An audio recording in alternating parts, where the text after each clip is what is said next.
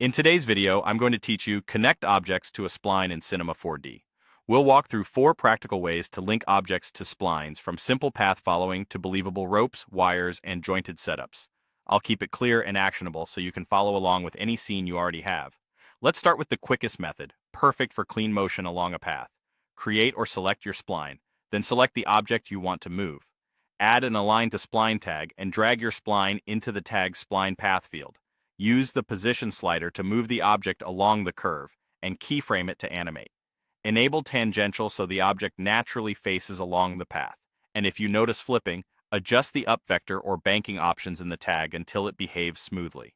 This is great for cameras, vehicles, or any object that needs to travel precisely along a route. For a physically responsive connection like a rope or cable, use spline dynamics with hair constraints. Start with a spline shaped roughly like the path of your rope. Add a spline dynamics tag to that spline so it can simulate under gravity and collisions. To pin the ends, use hair constraint tags to attach the start and end of the spline to the objects you're connecting. You can then tune stiffness, rest length, and gravity for the feel you want. Lower stiffness gives a floppy rope, higher stiffness behaves more like a cable. If the simulation jitters, increase substeps or reduce scene scale for stability. Play the timeline to let it settle before rendering. When you need to connect multiple moving objects with a live updating curve, reach for the tracer object. Create a tracer and drop in the objects you want to connect.